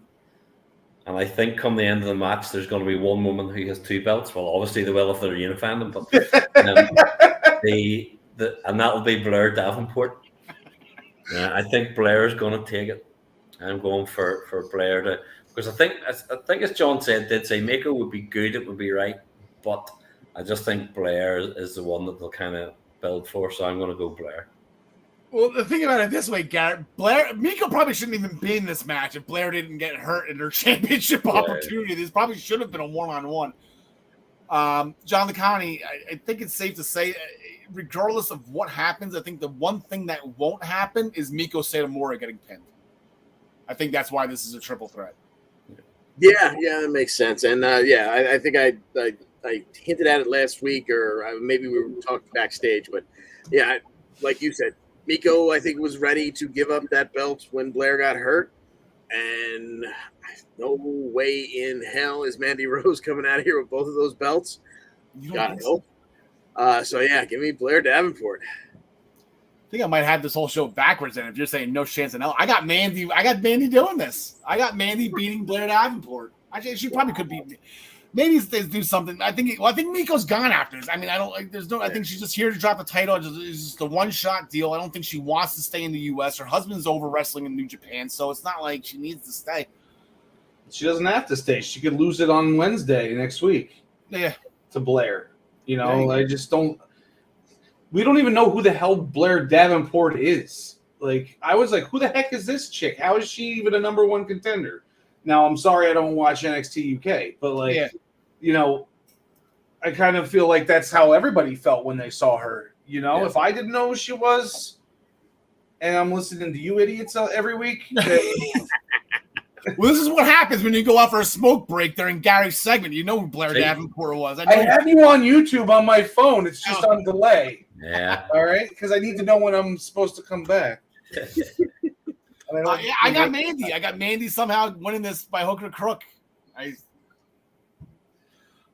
we had Braun Breaker, the NXT 2.0 champion, in-ring promo to start the show. Called out Tyler Bate for a chat. And this is where this whole thing started. Tyler Bate wants to unify the titles to start NXT Europe. He was the first ever champion. He wants to be the last ever champion. Tyler Bate had a match later on that night, beating Von Wagner pretty handily. What was that, like a 5-minute match, Sean DeConnie? That was 6 minutes after a spinning splash. He did that spinning splash off the top turnbuckle. So this is what we have. Gary, I'm gonna throw this to you first. This is the last ever NXT UK Championship title defense. True. And I think, this has obviously been pitched as like big bad Braun Breaker against tiny Tyler Bate. And I have to kind of say, as I know only too well, it's not the size, it's what you do with the skills that you have. And so therefore, I'm going to say... back to the straw reference, huh, Gary? There you go. Yeah, I'm going to say that Tyler Bate is going to break Braun. See what it did there? See what it did with that one? I'll write that one down. It's like Tyler Bate is going to win, and obviously I've gone UK, and that's a big shock. But I think Tyler Bate, Hunter wants him over there. They want him across on the brand, and I think there's no better way to make a statement than to beat Braun, and then he can go on up the main roster. I'm going to agree with Gary on this one, and that's why I'm picking the Creeds to unify the tag belts. That's why I'm picking Mandy to unify the women's belt, because I think Tyler Bate, that's a Hunter guy right there. So he said it himself. He's the first ever champion. He's the only 2-time champion. He's going to be the last. So, John Smith. You guys are out of your effing minds. I'm going to report that. I'm going to send an email. Yes. Well, Braun Breaker's going to win this match. It's going to be a 20-minute match, I'm sure, or probably only like 13, because that's really all he can go. Yeah, I was about to say you're stretching Braun out of 20 minutes. That's wow. Yeah, but no, I don't think Braun loses, because they need it's being absorbed, if UK is being absorbed into NXT kind of right now, then I don't think their champ should be the one should be beating the NXT champ. It just doesn't compute to me. So I got Breaker winning this one. Yeah, the whole thing, Tiny Tyler Bate, John DeConnie, that's the reason why he had him beat Giant Von Wagner in 6 minutes, is to make this match believable. Yes, to show us that he is indeed the big strong boy. But I still I can't see Braun counting the lights just yet, and not in this fashion. So I'm gonna go with Breaker unifying those titles. All right. Gary, real quick before we let you go, last week they finally aired from 3 months ago, whatever it was. Noam Dar regained the Heritage Cup champion. Any chance you think we see Noam Dar tonight? You can get Noam Dar, Carmelo Hayes in a rounds match. Would be fun.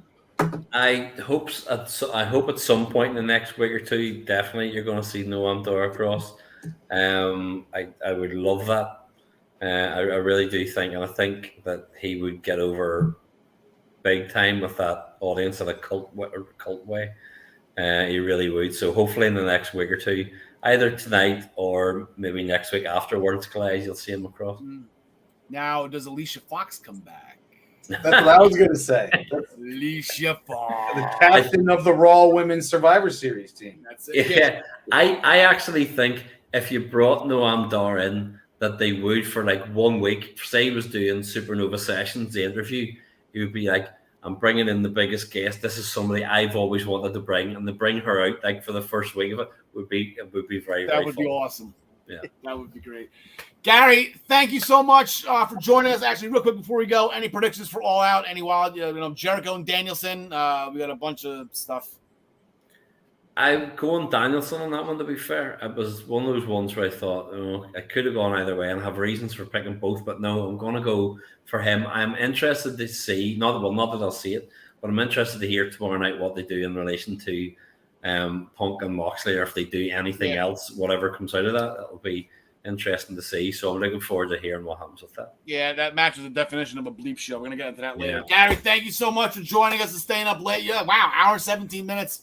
I'll make sure to tell Joseph Kennedy Jarzanka that you worked over. Those ratings, you've kept me on past the top of the hour for the demos and the ratings. I see what you did there.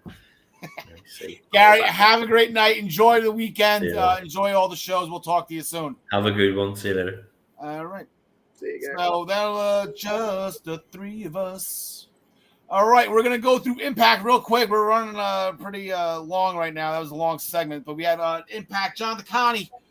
We had a 6-man tag team match last week to main event the show with Time Machine and Violent by Design. Yes, indeed. Time Machine working together as a 3-man unit for the first time, although all participants were very familiar with one another. And what you got was almost 20 minutes of just what you wanted. Yeah, Joe Doring, getting chopped down left and right by the little guys, and the little guys flying, and obviously Eric Young can keep up with them as well, and Diener did a yeoman's job as well. In the end, Diener was left all alone. He took a super kick from Shelley, a Pele kick from Kushida, and a cradle shock from Sabin, and a 1-2-3 for the Time Machine. Time Machine, big win in the main event. John Smith, Josh Alexander, he's got Eddie Edwards at Bound for Glory, so that means he's got to run the Honor No More gauntlet up until that point. So we're going to start off with Vincent this week. Last week. Yeah, Vincent had a few things to say to him before the match, or at the beginning of the show, actually. Once he got in the ring, though, he didn't have much to give him. He got a couple moves off, got his stuff in, if you will, but Josh Alexander didn't take long to slap the ankle lock on him and make him tap out. So, what was it, a 4-minute match? Yeah, something on that. It was more because Eddie Edwards came right out afterwards. Just because they're opponents at Bound for Glory doesn't mean they have to be enemies. Eddie wanted them to join Honor No More in their fight against the man. But during the course of it, I was thinking about it as I was watching Eddie talk. I'm like, you know what? Heath hasn't gotten to him. Oh, never mind. Here comes Heath hitting the last shot right there. There you go. Heath hasn't gotten to Eddie yet. There it is. Raj Singh and Shira's backstage interview was interrupted by Moose and Macklin arguing that Macklin didn't go towards their plan, but they weren't working together. They don't like each other. Which then saw Sami Callihan jump them both, eventually get beat up and wrapped in barbed wire, which prompted Sami to crawl out later in the night and announce that he wants Barbed Wire Massacre at Victory Road. So I'm assuming since there's not going to be an Impact Championship match that night at the end of September, that this will be your main event. So that's going to be a lot of fun. Also backstage, Tasha Steele's not happy with what Killer Kelly did to Savannah Evans the week prior. During her rant, Kelly snuck up behind her and choked her out just for a little bit.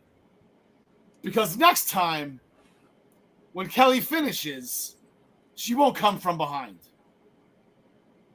Good to know. And I honestly want to see that on a t-shirt. Well played, Killer Kelly. Well played. She needs eye contact. There you go. She's like, Bhupinder Gujjar defeated In Action after a gargoyle spear. Post-match, Brian Myers went to the ring. This got out of control. Brian Myers went to the ring, knows Gujjar wants another shot at him, but Myers is so busy, so Myers gave him a shot right there with a microphone to the head. Gujjar ended up recovering, hitting Myers with a gargoyle spear. The referee counted 3. I believe this is Road Dogg's father, right? This is Bullet Bob, or this is brother, right? This is brother? Yep. For the Road Dogs. He counted 3, which he didn't do when Myers had Gujjar down, so I don't know why the referee wasn't even involved in this.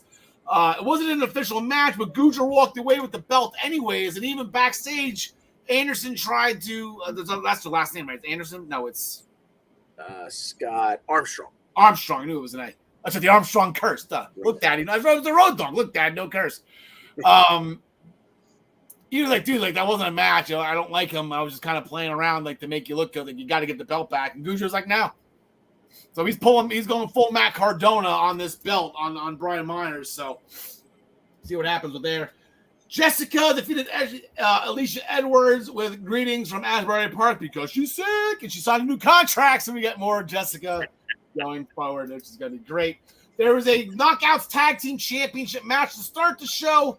Vex defeated Jordan Grace and Mia Yim after the Debt Collector. Is that correct? That's the name. The Debt Collector. Finally got it. They nailed it a little bit better than the last double suplex. It's a snap double suplex. It's the worst finisher of all time. Oh, it's up there. But the last time it was sloppy though. So they have a sloppy, terrible finisher. Like this was a little more fluid. They've been practicing, which is good. So now backstage, you got Vex with Gail Kim pleading their case for Deanna to get the Knockouts title match because Deanna just beat Jordan Grace in that match where she pinned her. Gail Kim agrees, but she also thinks Masha Slamovich deserves a shot as well. So we have a number 1 contenders match this Thursday. Deanna Purrazzo versus Masha Slamovich. The winner gets Jordan Grace at Bound for Glory. This is a problem, John McConney. Yes, indeed it is. And, if it wasn't for the fact that Masha's matches never go more than about 48 seconds, I'd say, maybe they'd wrestle around for 2-3 minutes and then Deanna would say, it's not worth my while and get counted out. But I got a feeling she's going to, be another victim of a snowplow. Yeah, I got a bad feeling about it. I don't like betting against Deanna, but I think I'd rather have Deanna win at Bound for Glory in a Knockouts title defense, John Smith, and I think Masha and Jordan have been kind of interesting. Yeah, Deanna's in the tag division now for a while. Masha probably will end up being your new women's champion when it's all said and done. Mm-hmm. Mickie James is back with a big announcement. Probably going to try to screw Deanna Purrazzo out of this match. That's where my call is because Mickie James is back. Let's mess with Deanna. So that's probably what that's going on. Karl Anderson defeated Mike Bennett with a stun gun. So now Maria is banned from ringside to their eventual tag team championship match, which we were kind of thinking Bound for Glory. This is a huge type of match, but no, we're going to get Thursday. So huge tag team championship match. I don't know what this means for the Good, but I'm going to go with OGK just because rumors and speculation. I'll get SpongeBob here is that the Good Brothers are done, and I know they've been talking to Hunter, but I guess that fizzled out. I've just been reading too many stupid ringside news headlines lately. But I think this has just got OGK written all over it, John DeConnie. I agree with you, and I thought it was a trigger they should have pulled a little while back to give us a reason to care about Honor No More. I almost feel like they can't let them lose at this point, otherwise, then you don't get excited for Eddie's shot at the title at Bound for Glory, and I don't care if I see them on my television anymore. So give me OGK taking those tag titles here. John Smith.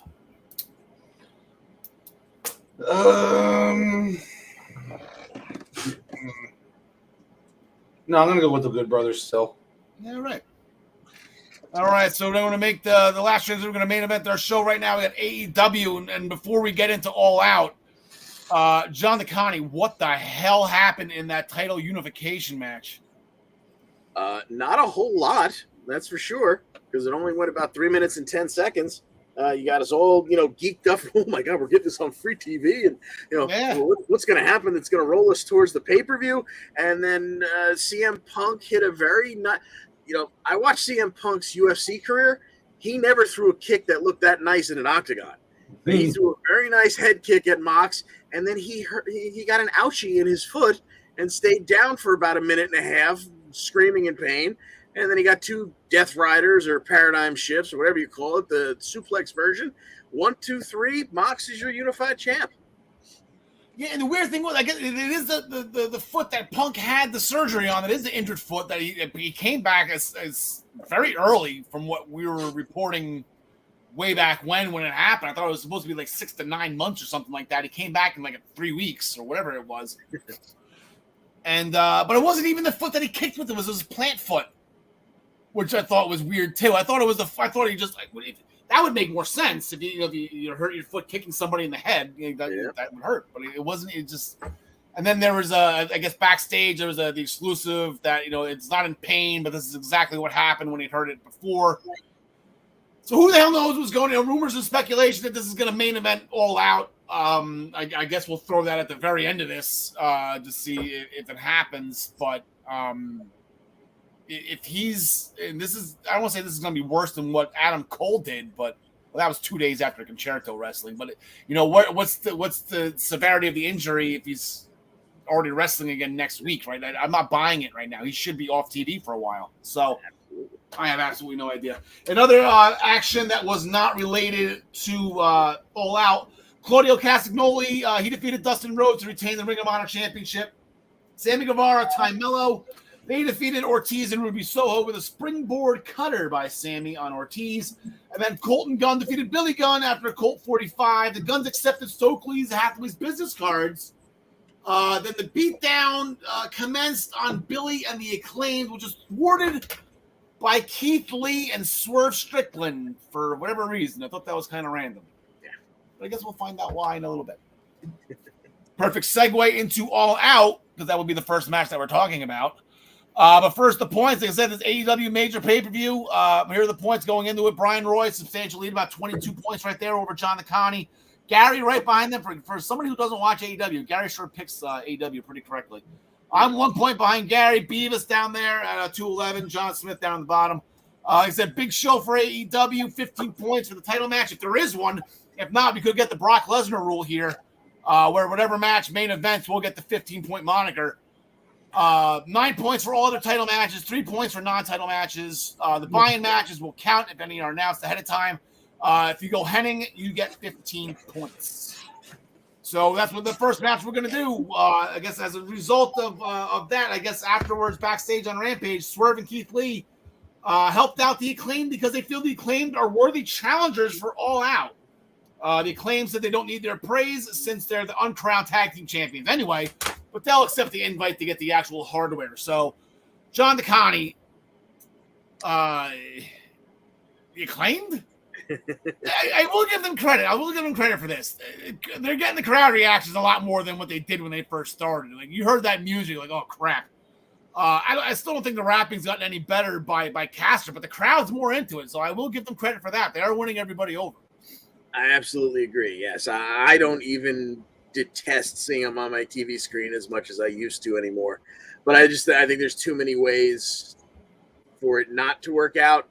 First of all, Swerve and Keith Lee just won it, and back when they were having a little bit of internal issues, I could see it blowing up here, but it seems to have been smooth sailing since they won the tag titles. So I don't see any reason why they would lose him here. And then you've always got the specter of the Ass Boys could show up and, screw over the Acclaimed just for the fun of it, since they're in a feud with them. So I will have the tag titles remaining with Swerve and Our Glory. Yeah, I think it's funny how the Colton and Austin are now baddies. I think they're going to be more of Jade's baddies. John Smith, how do you like in the tag title match? Yeah, I'm going with the champs to retain here with an ass boy interference. Probable, same thing basically. I'll go with the straight up win. I'm gonna go out on a limb here and just say Swerve and Keith Lee are just. I'm gonna go the AEW route. They're just better wrestlers than the Acclaimed. So I'll go that route. Jay Lethal defeated Dax Harwood with the Raw roll-up. Check one for AEW. Lots of roll-up attempts. John Akani, lots of roll-up attempts in that match. I was hoping one of them would land and stick, and it did. Sanjay said the trios match at All Out. The Motor City Machine Guns out of left field. They're going to be going up against Pinnacle. I guess formerly known as Pinnacle. So we got Wardlow with FTR going up against Sanjay Dutt. I'm sorry, with Jay Lethal and Sanjay Dutt's best friends, the Motor City Machine Guns. John Smith. Some Impact action here. This definitely came out of left field because their face is over in Impact. So, yes. Wardlow pins someone with a series of power bombs. Very good. I'm going to go as far as actually. You know what? After Shelley just had that huge championship match, I think Saban could probably take the pin on this one. John Connie. Well, yeah, there's nobody on that other team taking the pin. Not either one member of FTR, not Wardlow. So give me the Pinnacle. Speaking of which, on Wardlow, he retained the TNT Championship after Symphony Powerbombs on Ryan Nemeth. So, anybody with the last name Ziggler is winning right now. Nobody is. Ricky Starks in-ring promo, dealing with a lot lately. Hobbs meant a lot to Ricky. Now Hobbs is a snake, and Starks is going to cut his head off. And then last Friday on Rampage, Powerhouse Hobbs defeated in action. Post-match, the Factory appeared on the Titantron to have taken out Ricky Starks. Hobbs kind of neutral with his expression, John Connie. So that's kind of interesting. But it will be Starks versus Hobbs. Team Taz explodes. Yeah, I wish I had a better feel for wasn't supposedly Starks? Didn't he supposedly have a legit neck injury and needed some time off? And now here he is, going to be on the pay-per-view card. So it would almost make sense for Hobbs to squash him and put him on the shelf for a little while, and that's the rise of Hobbs. And now you've given Starks the extra excuse of he just got the tar beaten out of him by QT and the family. So that still doesn't really swing me one way or another, because it can still be Ricky Starks, having his victorious moment. I'm going to go with Hobbs. I may change my mind if something happens on Wednesday or Friday, but right now I'm going to say Hobbs. John Smith. I'm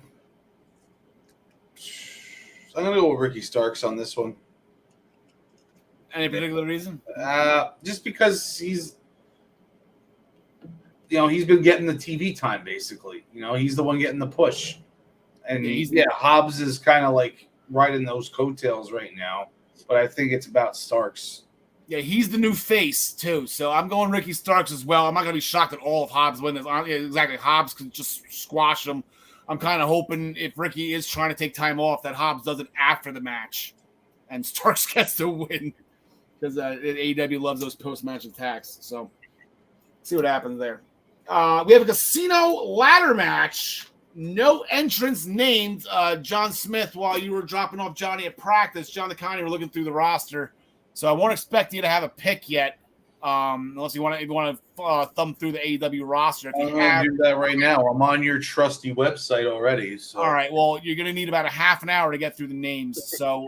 Can you just put it up on the screen for me real quick? Yeah, I'll screenshot it. Yeah. So John Connie, who did you? You said a name stuck out to you, and a name stuck out to me. Who do you think's going to win it?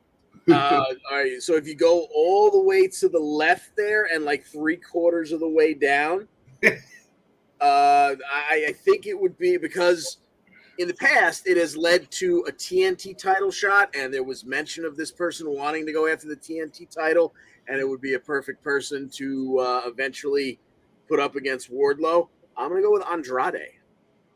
Oh, Andrade. I missed Andrade. I didn't even put him in this match. I guess he might be. I think they have like 8 or 9 guys in this match, right? Yes. I'm gonna go with Takeshita. Yeah, he's signed, right? He's over there. Just give whatever. That'd be fun with him and Wardlow. Give me Takeshita if he's in it. John Smith.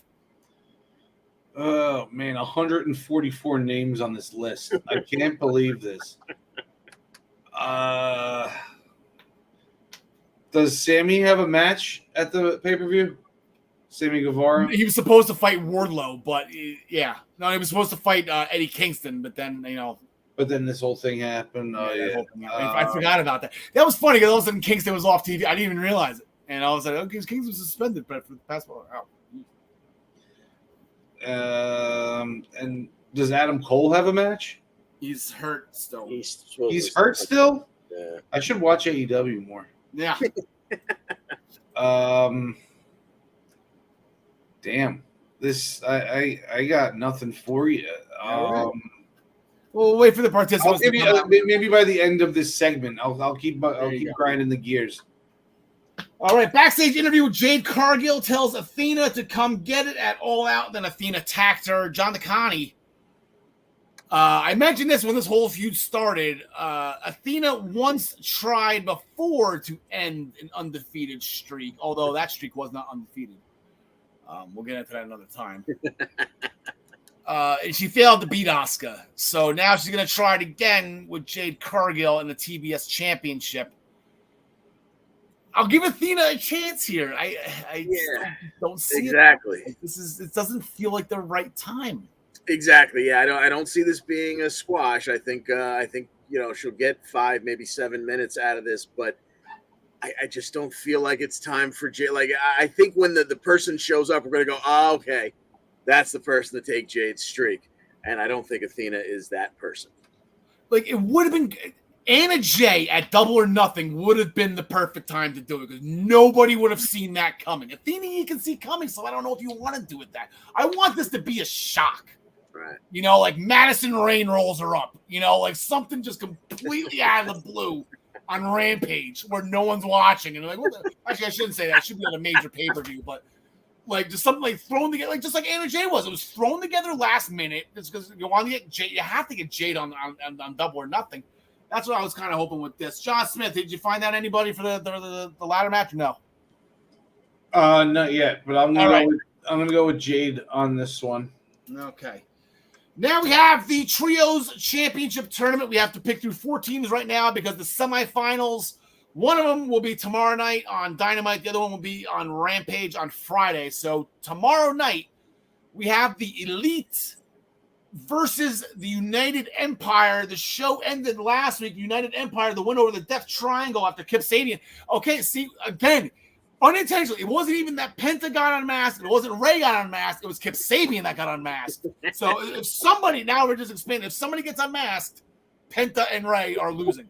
So that's what happened with that. Empire hit a 3-man pop-up Os Cutter to advance to the semifinals. So we have a huge stare down at the end between the Elite and the United Empire. Kenny Omega trying to get to the ring. He was held back by Don Callis, John Smith. Oh my God, but Kenny Omega versus Will Ospreay in the same match? Like, stars? So many stars. Wait, what's the match again? Kenny Omega and the Young Bucks versus Will Ospreay and, was it Aussie Open, ours boys? Yeah, you got to go with Kenny and the Bucks there. Can't keep Kenny and the Bucks off an AEW pay-per-view. They run the company. How would you keep them off a pay-per-view, John DeConnie? Exactly. I mean, I would have much rather had seen Ospreay versus someone one-on-one on this pay-per-view. And I guess if you knock him out here, there's still a chance at that. All right, and then the other semifinal is a little bit more of a toss-up. So If we have Kenny and the Bucks on one side, you're going to have the Dark Order, who defeated the House of Black after Miro appeared, causing a distraction, following Alex Reynolds to roll up Malachi Black for the win. I guess you have to do it that way. That's how you have to do it. Just to get the House of Black out of this and hopefully into a singles match, and we'll get to that in a second. Post-match beatdown on Miro. So you can have the Dark Order versus Best Friends. The winners are probably going to get Omega and the Bucks unless something remarkable happens and Will Ospreay has to be on this pay-per-view. But I guess those are the final 4 teams. John DeConnie, who do you got at the end of this? I've got the Dark Order moving through for the story of, Hangman being across from his former buddies there in the Elite. And I got the Elite taking it. It just seems tailor-made. John Smith. Yes, I forgot about Adam Page. I have Best Friends in this. I think it's why not? Best Friends versus Kenny Omega and the Bucks on the pay-per-view. I think that'd be a better. I know the Dark Order, and that's the sentimental pick. Actually, I probably would pick them if they end up being it. But I got Best Friends. John Smith. I got Dark Order taking the whole thing down. Actually, yeah. I don't think Kenny and the Bucks need this. I think whoever wins that match on Rampage is going to win it. Yeah, and I was looking through the roster, and 2 names jumped out at me. Danhausen could end up winning, in some weird way. Like 2 guys, the 2 of the last 3 guys tumble over the top, and he's just standing there and he wins. Or I like the idea of Miro winning, and then you get Miro versus Wardlow, but then Malachi Black messes that whole thing up and doesn't allow. Yeah, and that's actually there's a potential right now of Malachi Black versus Miro, or God forbid, a trios match, a third trios match on this all-out card with the House of Black versus Miro, Sting, and Darby. So I'm hoping one-on-one John Smith, but we might have to get Sting on. That's enough of Darby and Sting. Oh my God. Where is this going to be, actually? Where is this pay-per-view? In Chicago? Chicago. But aren't all their pay-per-views in Chicago now? By default, sure. Yeah, it's called Markland. John DeConnie, anything on Malachi Black versus Miro or a potential another trios match? Those idiots in Chicago are still talking about the 85 Bears, so what do they know about it? I'm sorry. What was that about Malachi and this, that, and the other thing? Yeah. Malachi versus Miro, hopefully one-on-one, or if it has to be a trios match, because God forbid he keeps Sting off the pay-per-view, even though they kept him off of Double or Nothing. So, you know what? Wouldn't you save Miro versus Malachi for maybe the next pay-per-view? Have him run through the House of Black, but. Either way, I would say Miro gets a win in the first stanza here. Yeah, because Full Gear's 2 months away. Like they get the little rapid fire with AEW. Like we went through that long break, like the summertime blues, I guess if you want to call it, or the dog days of summer with AEW. Now we're gonna get a little rapid fire. So I think then the next one after that is either February. Yeah. So Christian Cage gave Jungle Boy some tough love. Jungle Boy has now made it personal at All Out. Jungle Boy is gonna see how special Christian Cage can be. This is a layup for me. Where's my guy?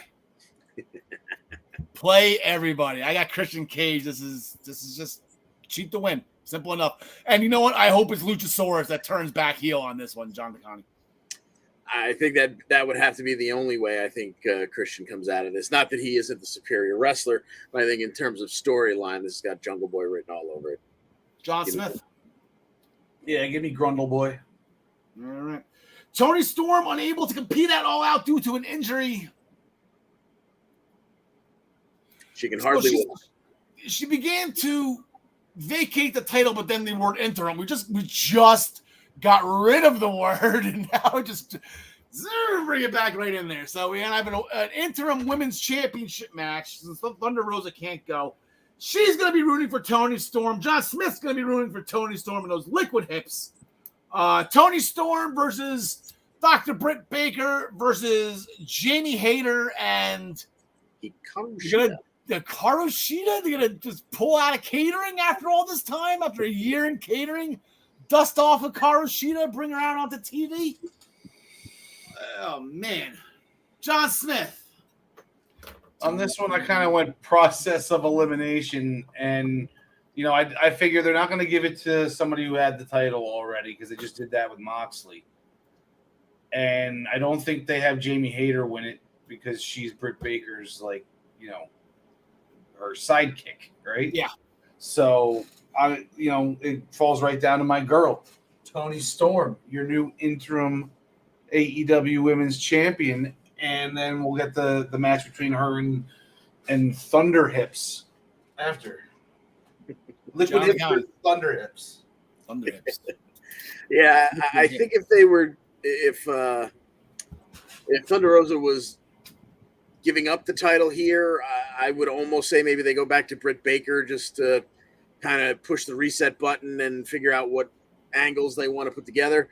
But the fact that it's going to be interim and they were already building towards Rosa and Tony tells me Tony takes it so that they can eventually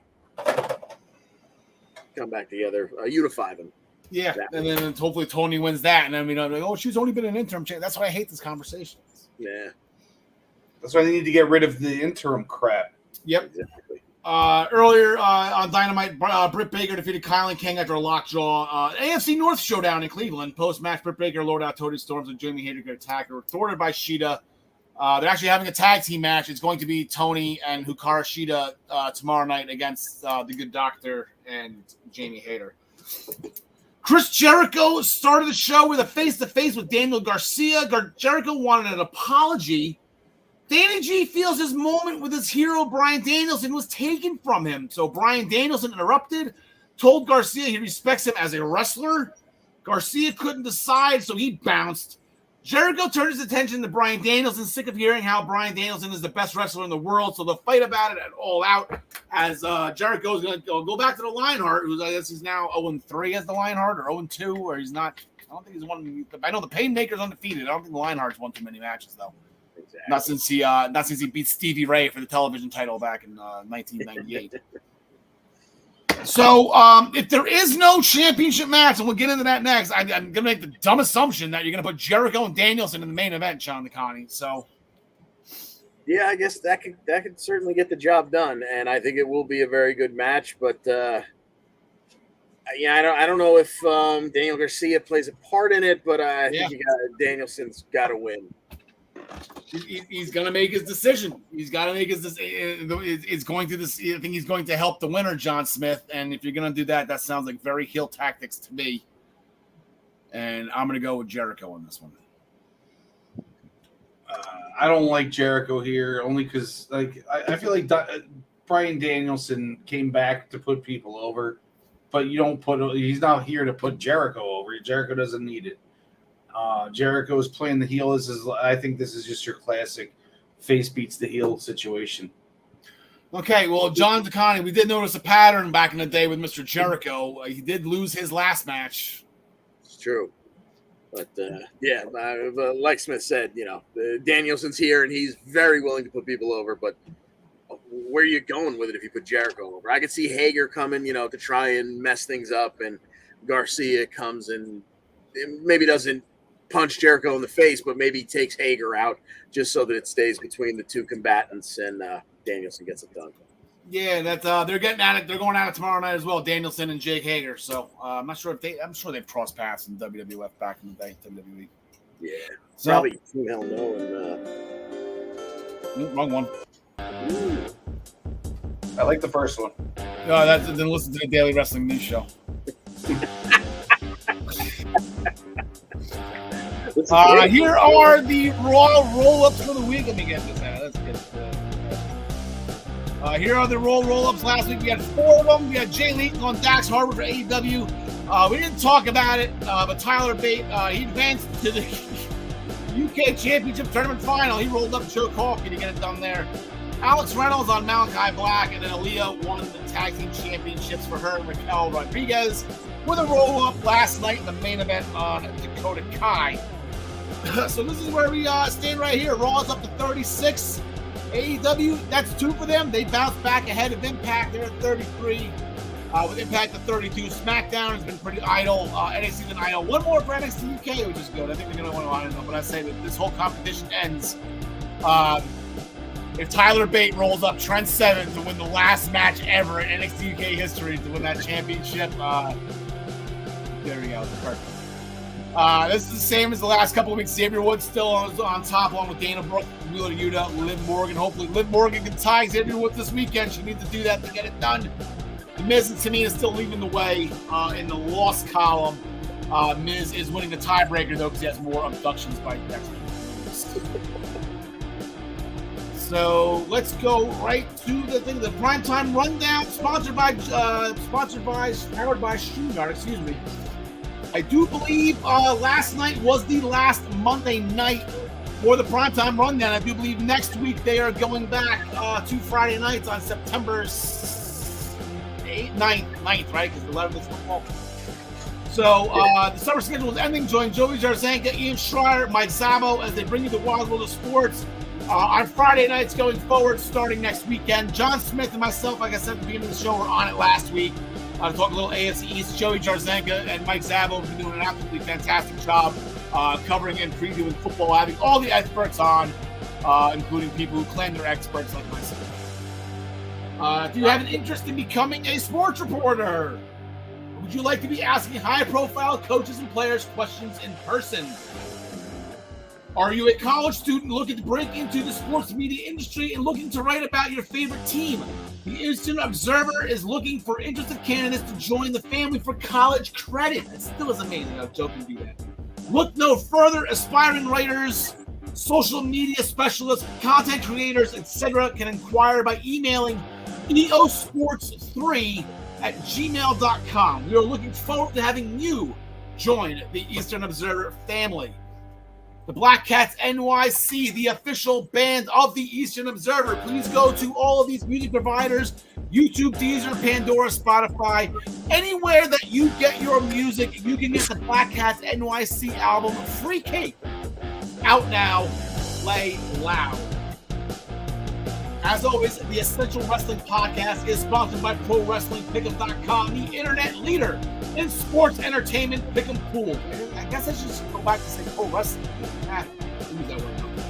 Join us in the Essential Wrestling Podcast public pool to play against us or create a pool with a private pool with you and your friends. ProWrestlingPick'em.com. Play against your friends. Play against the universe. And guys, she will like it too. Join us back here next week for episode 117 at 5 p.m. on all of our viewing options. And while you're here watching and listening to us now, please make sure you like this episode and subscribe to the Eastern Observer to make sure you get all the updates and notifications on all of our shows and news articles. Hit that like button. It is all about the algorithm. Oh my God, next weekend, if you thought tonight was pretty big, making our picks of the show, wait till next week's recap. There is going to be a lot to go over. So, John Smith, anything before we get out of here? I miss Speedball Mike Bailey. Yeah, he was off this week. It's a shame. John the Comedy. A week without Speedball is like a week without sunshine. Yep. Thank you so much for joining us. Alexa Bliss, we love you. Larry Steed, forever in our hearts. Zaya, we miss you. We hope you get back here soon. I don't have the picture of Tegan. Hunter, please bring Tegan back. Please bring Tegan back this weekend. John DeConnie, take us home. Thanks for joining us. And as always, we wish you the best in all your future endeavors. Saxon Huxley make the cut. Is he okay?